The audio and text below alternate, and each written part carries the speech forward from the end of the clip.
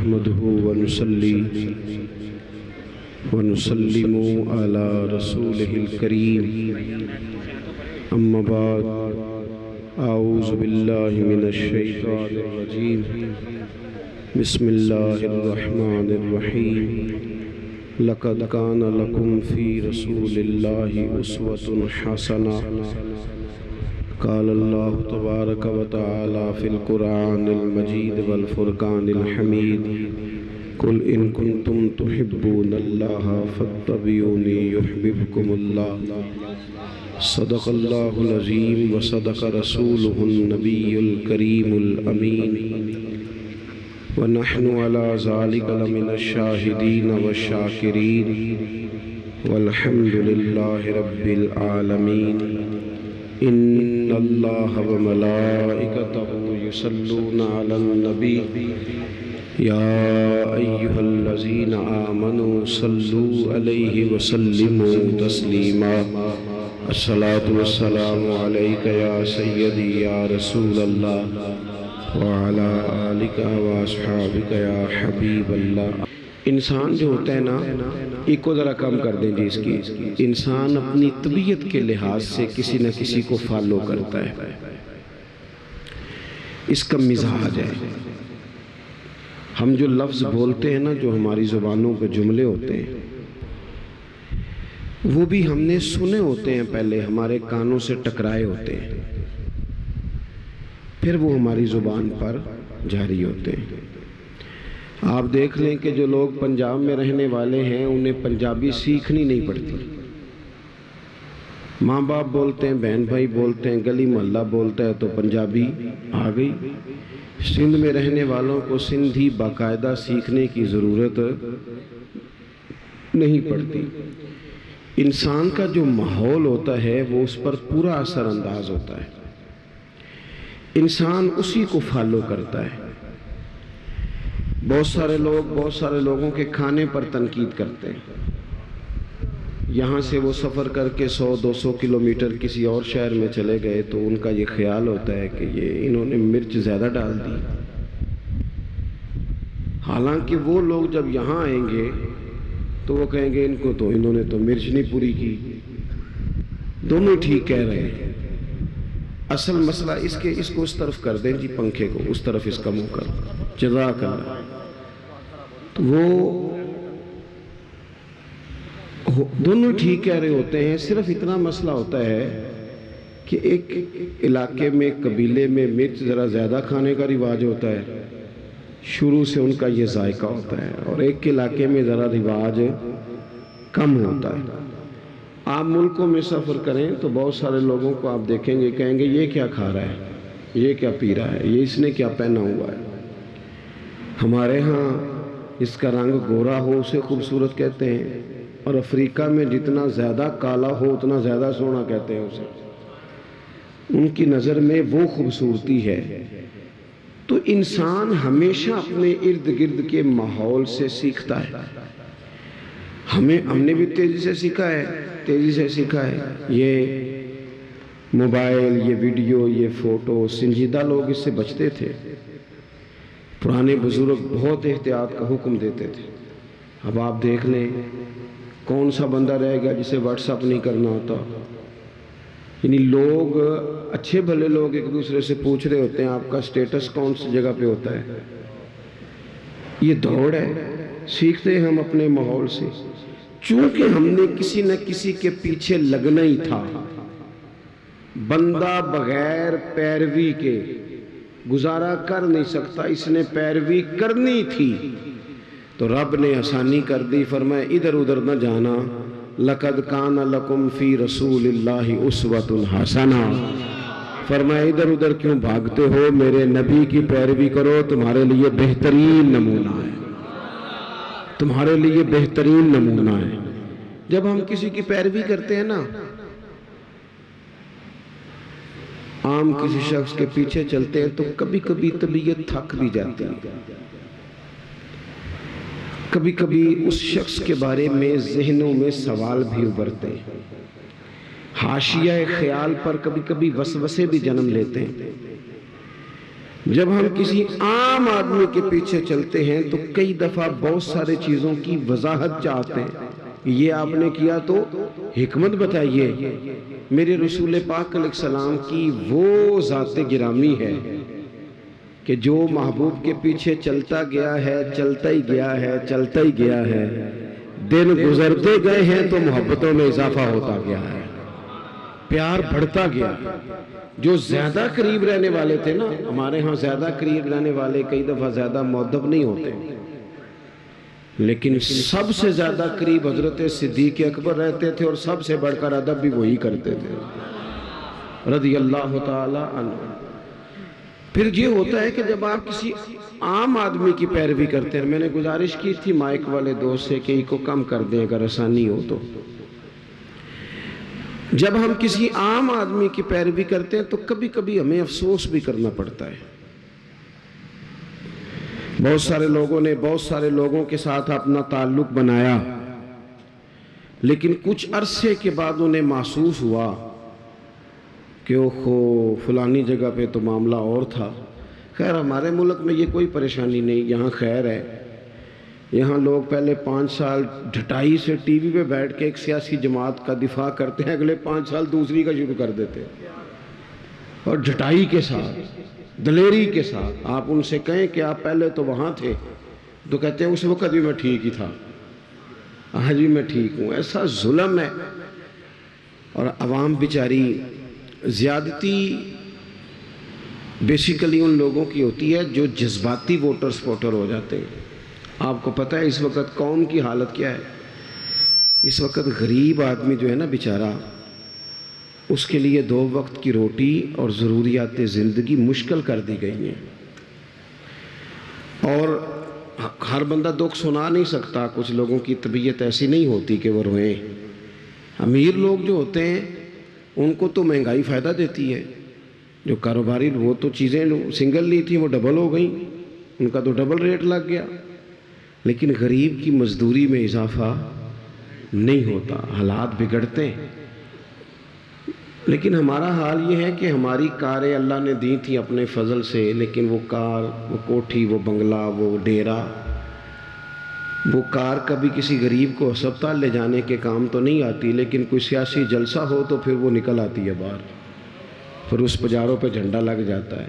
یاد رکھنا، صحیح حدیث میں موجود ہے، نبی پاک علیہ السلام نے فرمایا ہے اللہ قیامت کے دن تم سے یہ بھی پوچھے گا مال کمایا کہاں سے تھا، اور تم مالک نہیں ہو اس کے، تمہیں امانتاً دیا گیا ہے۔ تم مالک ہوتے پھر تمہیں حساب دینا پڑتا، تم مالک نہیں، امانت ہے، اللہ کی نعمتیں تمہارے پاس۔ ثم لتسألن یومئذ عن النعیم، ایک ایک نعمت کے بارے میں تم سے پوچھا جائے گا۔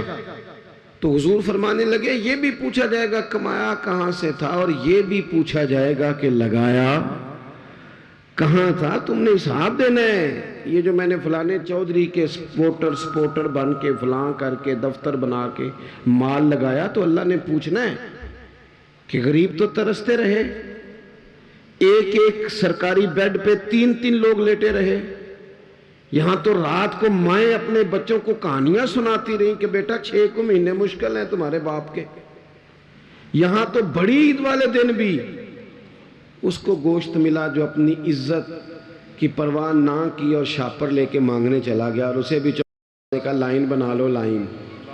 تو بتا رب نے جب تجھے دیا تھا لائن میں لگا کے دیا تھا، لائن میں لگ کے تو نے لیا آج تو، اور پھر ایسی زیادتی ظلم کی بات ہے، تو تے کے بھی لے گیا تھا 4 بوٹیاں پھر آ گئے، تو کہہ رہا ہے جو خدا جسے خدا نے اپنے فضل سے دیا ہے، خدا نے ان کو عطا کر دی خواجگی کہ جنہیں خبر نہیں تھی کہ روش بندہ پروری کیا ہے۔ اور حضرت وارث شاہ نے کہا تھا وارث شاہ مان کری نہ وارثاں دا، رب بے وارثہ کر کے مار دائی، ڈر اس کی بے نیازی سے، اور بے پروائی ویک سجن دی جتھے کسے دی پیش نہ جاوے، انہیں تاجاں والے در در رولے تے منگتے ہیں تخت بٹھاوے، اوے سجنا کسے نو کارا مل دائی کوئی کعبے و خالی آوے۔ تو یہ اگر اللہ کبھی عطا کرے تو پھر اس پر اتنا زیادہ تکبر، اللہ تعالیٰ معافی کی توفیق عطا کرے۔ تو بات جو عرض کرنے جا رہا تھا وہ یہ ہے کہ ہمارے ہاں کچھ لوگوں کے پیچھے چلتے ہیں، پھر انہیں اندازہ ہوتا ہے کہ اوہو یہ جس کو میں سیاسی لیڈر مانتا رہی ہے تو بندہ ہی ٹھیک نہیں تھا. لیکن کائنات میں ایک ہستی، صرف ایک ہستی ہے، میرے رسول پاک کی غیر مشروط اطاعت کرو اور مبالغے کے ساتھ چاہو، اور جس اینگل سے ٹٹولنا چاہو ٹٹول لو. تیری صورت، تیری سیرت زمانے سے نرالی ہے، اور تیری ہر ایک ادا پیارے ادائے بے مثالی ہے. آپ کو لوٹنا نہیں پڑے گا. آپ جتنا حضور کو پڑھتے جائیں گے نا، جتنا ہمارا مسئلہ یہ ہے کہ ہم ہیں سارے جذباتی مزاج کے لوگ. جذباتی یعنی وہ ہمارے ہاں رواج بن گیا. نقیب صاحب آتے ہیں نا جب وہ سٹیج پہ، تو وہ پھر بیچارہ 2 دفعہ بھاگ کے ادھر جاتا ہے، 3 دفعہ ادھر جاتا ہے. پھر وہ کہتا ہے تیار ہو جاؤ میں جملہ دینے لگا ہوں. پھر تو جملہ دینے لگا کہ ایٹم بم چلانے لگا ہے؟ دے جو دینا ہے تو نے جملہ. کیا تیرے جملے میں کیا چھپا ہوا ہے؟ سیدھی اللہ رسول کی بات کر. اور پھر جملہ دینے سے بہتر تھا تو ہمیں قرآن پاک کی کوئی آیت دیتا، تو حضور کا کوئی فرمان دیتا. یہ کیا بھاگ دوڑ مچائی ہوئی ہے بلا وجہ کی. اور جناب وہ نعت خان صاحب ہیں تو وہ بھی کہتے ہیں کہ جب تک سارے نہ سبحان اللہ کہیں، اور جب تک پچھلے بھی نہ زور لگائیں، اور جب تک شمال جنوب والے نہ بول پڑے، مجھے ذائقہ نہیں آتا. بھئی تو نے تو 40,000 لیا، یہ تو مفت آئے ہیں سارے. تو زور لگا جس نے مال لیا ہے، اللہ تعالیٰ سمجھ عطا کرے. تو ہمارے ہاں یہ ہے جذباتی چیزیں. کاش ہمارا مزاج ہوتا کہ ہم ہر آنے والے سے کہتے ایک باب حضور کی سیرت کا بیان کرو، کوئی ایک پہلو پر ہمیں بتاؤ پورے میلاد شریف کے مہینے میں کہ ہمارے محبوب کا طریقہ کیا ہے.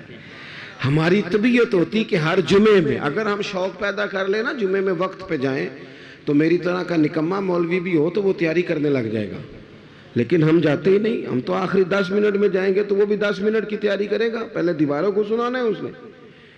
جب تک ہم حضور کی مکمل سیرت کو نہیں پڑھتے، سیرت عالیہ کا پورا مطالعہ نہیں کرتے، جئیں گے تو صحیح پر جینے میں مزہ نہیں آئے گا.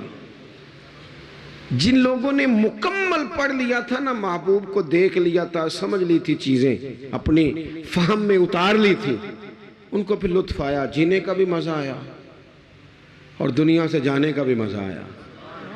وہ لوگ جب دنیا سے جاتے تھے نا، صحابہ اور اہل بیت، تو وہ رو رو کے نہیں جاتے تھے.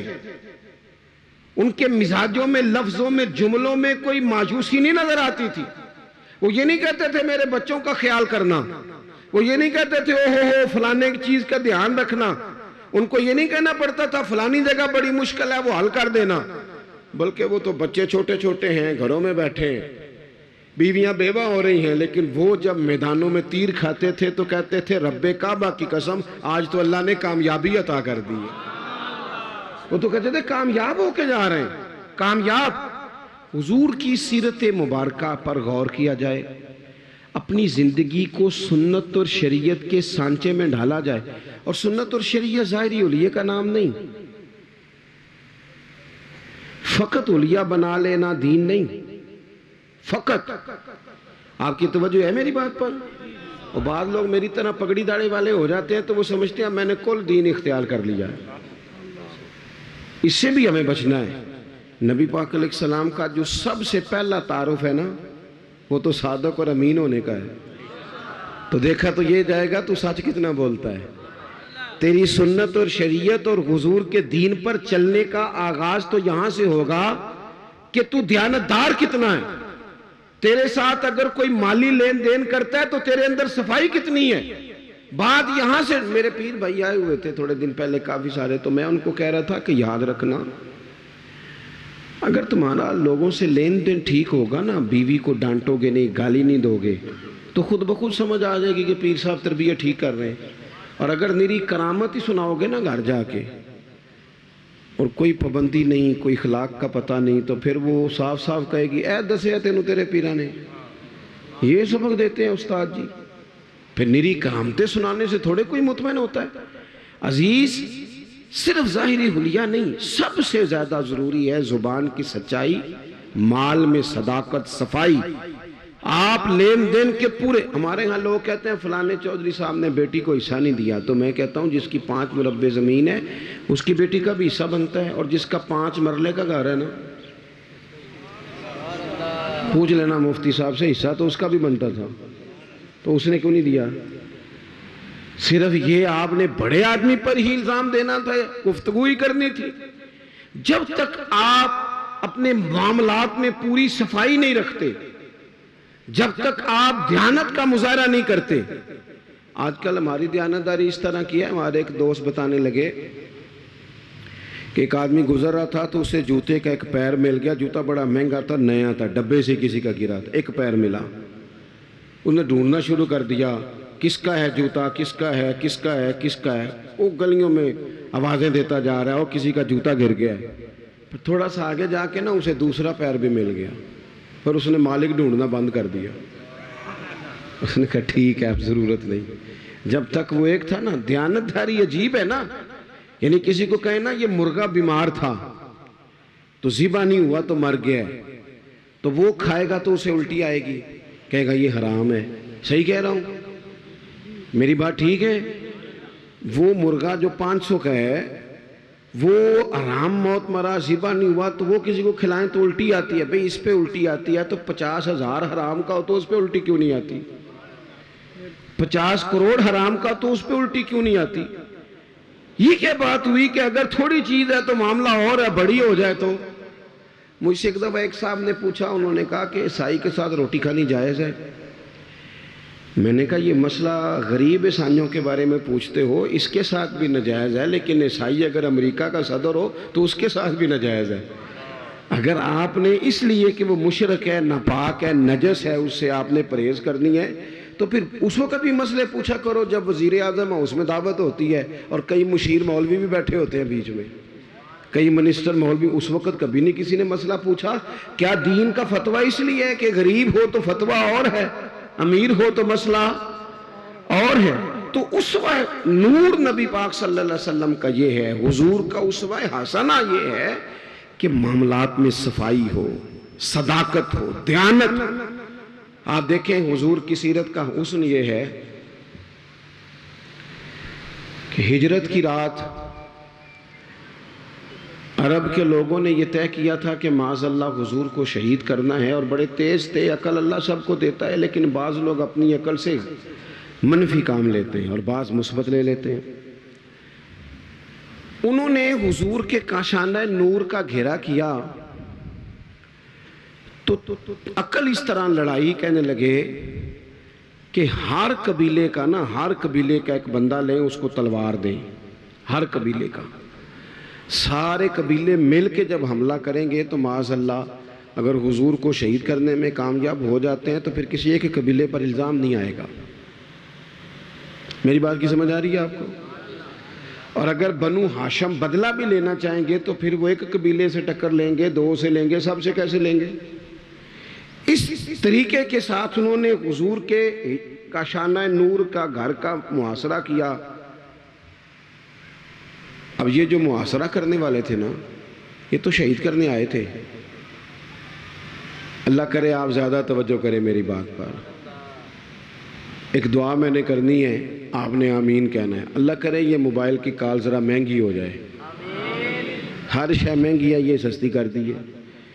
مجھے بہت سارے دوست کہتے ہیں آپ سے رابطہ کرنا ہوتا ہے تو نمبر کیوں نہیں ملتا؟ میں نے کہا اس لیے نہیں ملتا کہ اب تو لوگوں نے موبائل پکڑی ہاتھ میں لیا ہے، تو ایک منٹ کے اندر جب آپ کو 20 فون سننے پڑیں گے تو اور تو کوئی کام ہی نہیں کر سکیں گے آپ، کیونکہ اب تو موبائل جیب میں جاتا ہی نہیں، جب پکڑی ہاتھ میں لیا ہے تو پھر وہ نمبر بھی فٹافٹ ہی مل جاتا ہے، گنجائش ہی کوئی نہیں۔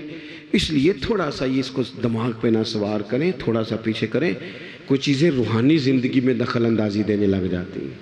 اگر یہ ذہن پہ سوار ہو گیا، یہ مزے سے نماز نہیں پڑھنے دے گا، یہ مزے سے تلاوت نہیں کرنے دے گا، یہ سوار رہے گا۔ فوراً میں نے دیکھا ہے سلام پھیر کے بندے جیب سے نکال لیتے ہیں، تو اس میں مشکل ہو جائے گی۔ بہرحال بات ختم کرنی ہے، 1-2 منٹ میں سمیٹنے لگا ہوں، آپ توجہ فرمائیں۔ سب لوگوں نے محاصرہ کیا ہوا ہے۔ خاص قابل غور نقطہ ہے کہ سب محاصرے میں حضور کو شہید کرنا چاہتے ہیں، اور نبی پاک کیا فرما رہے ہیں؟